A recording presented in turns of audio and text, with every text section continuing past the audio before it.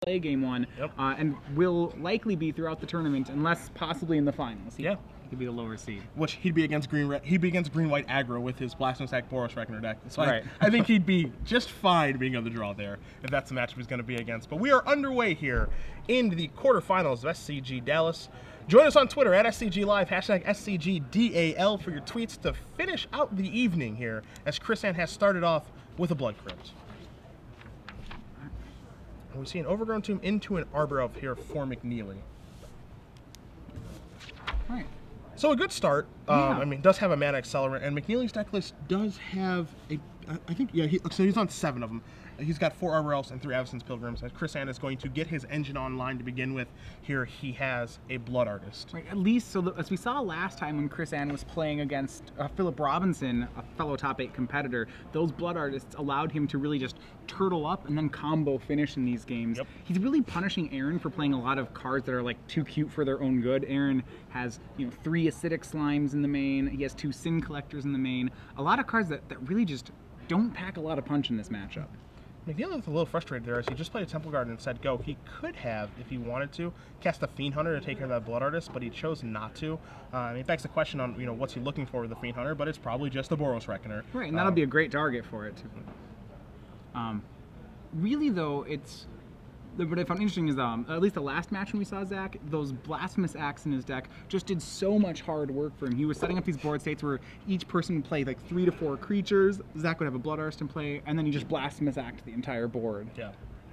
I mean, that's what this deck is trying to set up. I mean, it is, kind of an aggressive deck, but it's more of like this aggressive combo deck where it has like this grand finish that you're always trying to set up, and hopefully you either have the Blasphemous Act already or you draw one on time. But Fiend Hunter is going to kind of make things a little bit difficult here, as it's probably going to take care of this Reckoner, which it does, and then Arbor Elf can come across again. What it does do is it opens the board for a possible Falconwrath Aristocrat here. Fiend Hunter is, as we know, flyers are one of the great ways to attack Reanimator, and Fiend Hunter is one of the few answers that Aaron actually has to a Falconwrath Aristocrat. And speak of the devil. Did he just draw one? And he shall appear. Oh man, I was so good at this today. I was like pretty sure you were from the future, but now I'm like certain. No, completely.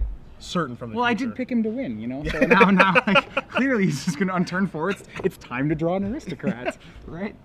I think it's actually he has 2 in his hand. I think that was his second one. So Cavern of Souls is going to come in. We'll figure out what Cavern is naming. It could, I don't think it particularly matters. Yeah, I don't think it's a huge deal here, especially in this matchup, but it could be. And one of the reasons for that is because McNeely does have access to Acidic Slimes, so it could blow up the red source, and then maybe a card is difficult. The scary thing here, if I don't believe Aaron has a Thragtusk in his hand. Without a Thragtusk in his hand, he's got to be terrified of just another Aristocrat next turn. Absolutely. I mean, that's what he's at 14. They'll put him to 6 with a Blood Artist in play. Like, oh boy. And the cavern named Advisor. Okay. And so now here we see an Acidic Slime here from McNeely. We'll see what that's going to take out. I would be surprised if it wasn't the Blood Crypt. Yeah, he's got to get the red source here. Yep, and Blood Crypt is going to go to the bend. Here comes Fiend Hunter. But as you said, I mean, he can just fly over for not the win yet, but just like a lot of damage. As you look at McNeely's hand, he has 2 lands in Forest Cavern of Souls, an Unburial Rites, and a Sin Collector, so he doesn't have very much action. He has no way to stop it. Like, he's just gonna, a 4/1 haste flyer can deal his entire life total.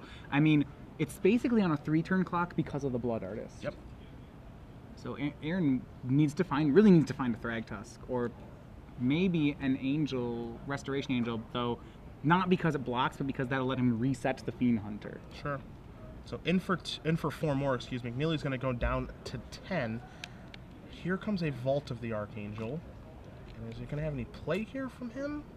Or is he happy? Clearly he doesn't have the second Aristocrat. I probably must have been mistaken in that one. 3 cards left in hand. We know very little about them.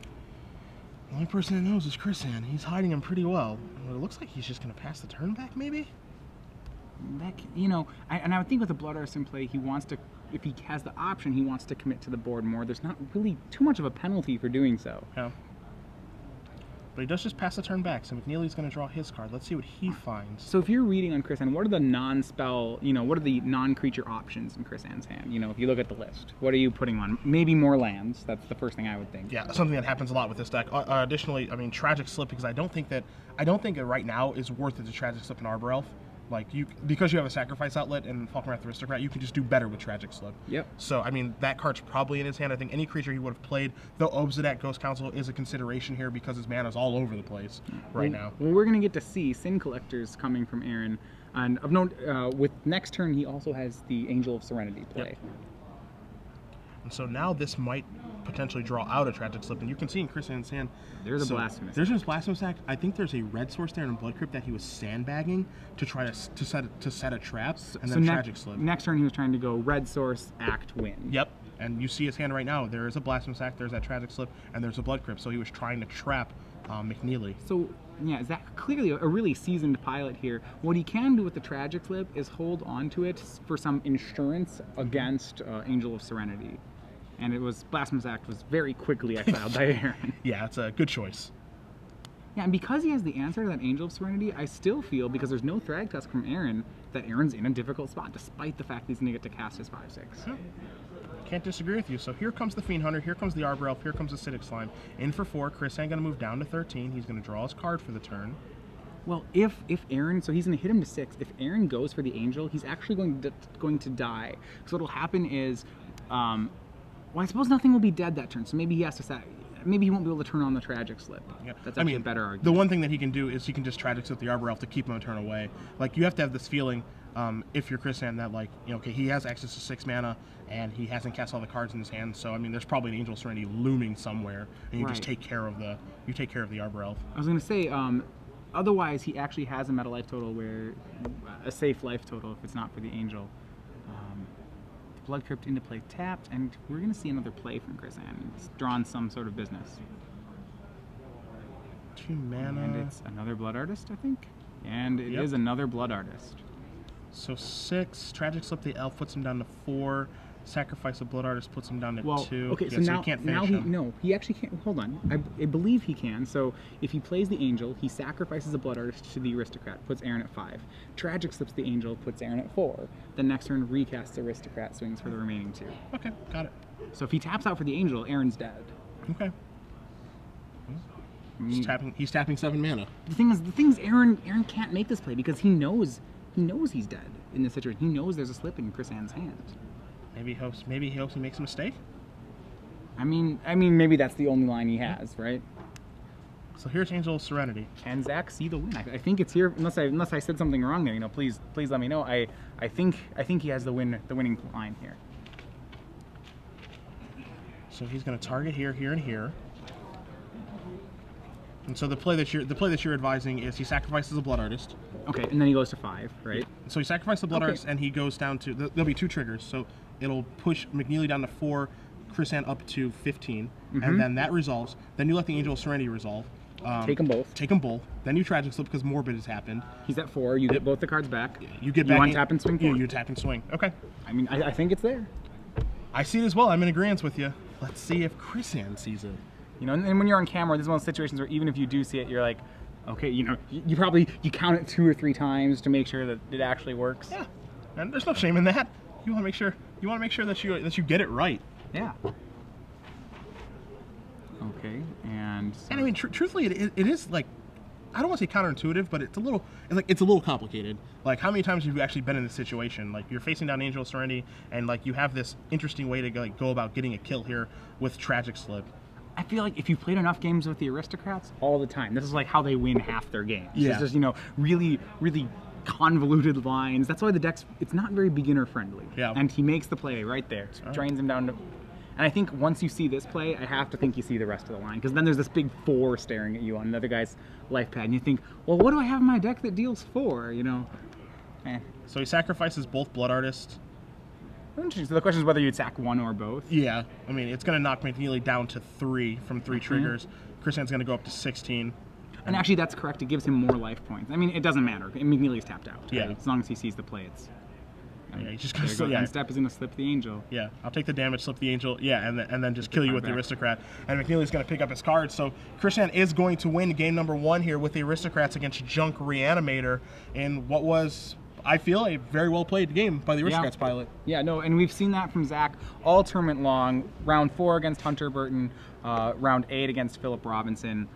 Really knows what he's doing. It's how he went undefeated through the Swiss.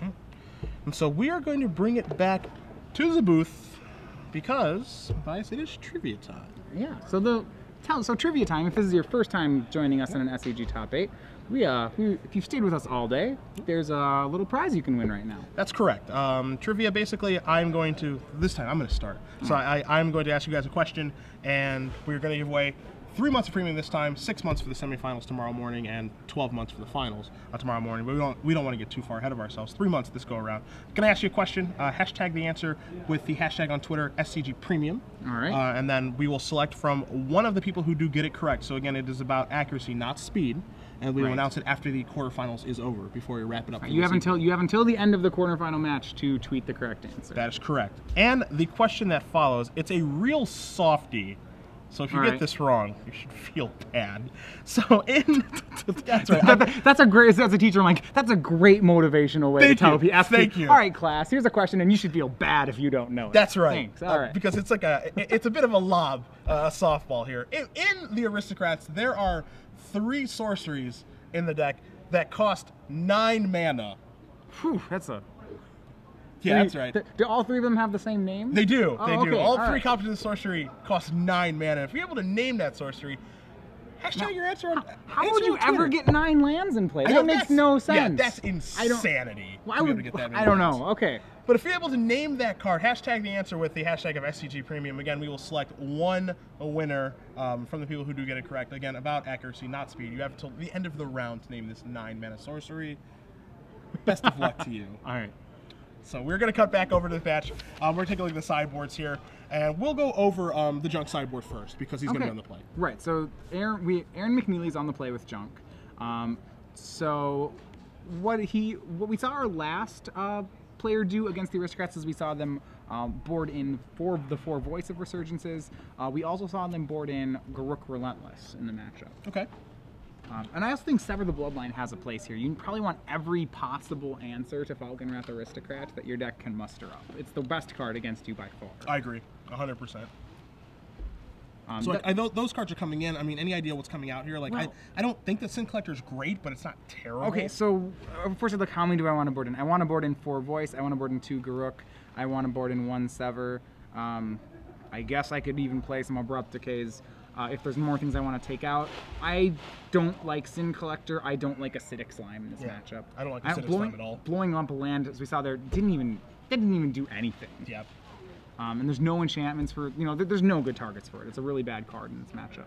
So 5 cards to come out. I'd probably take out, the 2 Fiend Hunters, the 3 Acidic Slimes. I want to play that second Garruk, so I might cut down on. I might shave down on another card, possibly, maybe only 2 Angel of Serenity. 3's a lot.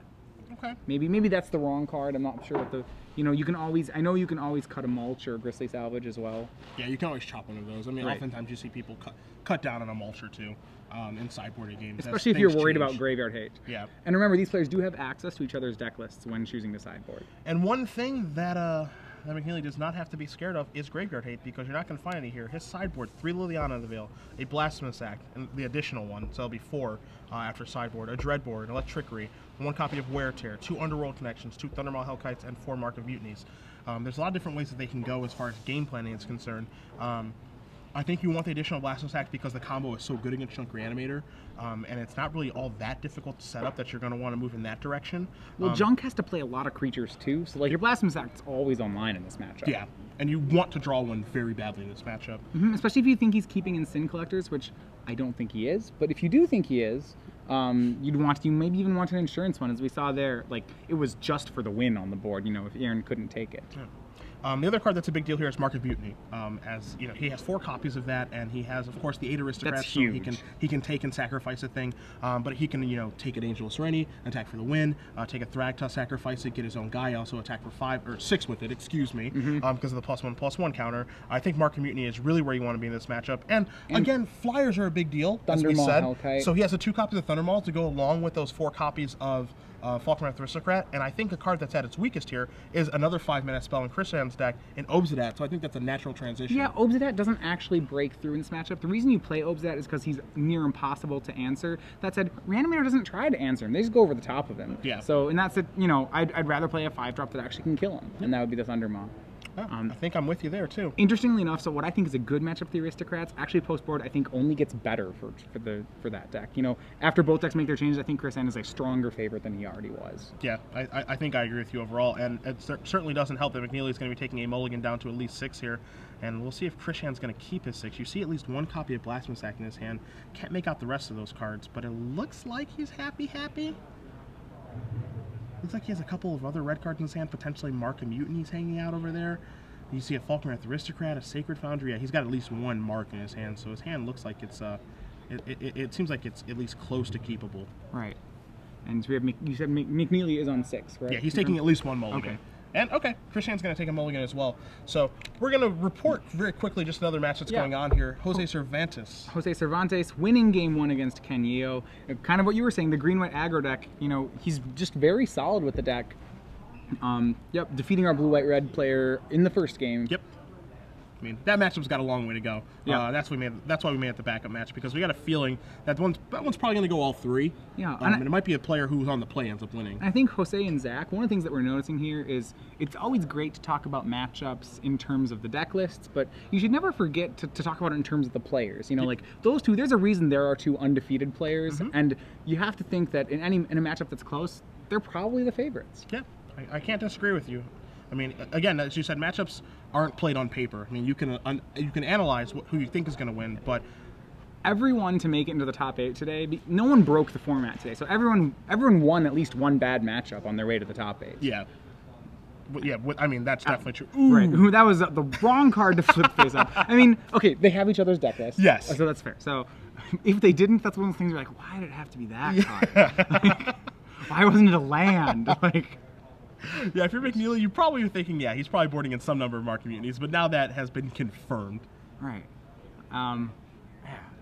That sucks. I I think we've all been there at some point. I mean, for you guys at home, where like you're sideboarding or like you're shuffling and a card comes face up and you're like, I wish that didn't happen. Right. It's definitely happened to me in a lot. It's happened way more than I'd like to admit. We had one of those. What is it? At the PT, I forgot who it was. One of our teammates. He said he was shuffling for his first round match, dropped a card of his deck, and the one card he dropped was Maze's End, and he's just like, like of all the cards, that was the one I had to drop. Okay, great. Yeah, I'm playing that. By the way. To be fair, I think there's a lot of tip-offs in that deck. If you reveal a card, it's like, oh yeah, it's a Orzhov Guildgate. Oops. No, Esper plays some of those. Whatever the bad Guildgate is, that sucks. There's a lot of bad ones. Which one do you want? Fine. In fact, there's all of them. You know, there's probably not too many people like Boros Guildgate. Yeah, the biggest. the You're one. just like, well, yeah, your Boros deck likes coming to play tapped lands, huh? And it's like, yeah, sure, that's a good one. The boost right out of Sacred Foundry. Don't judge me, man.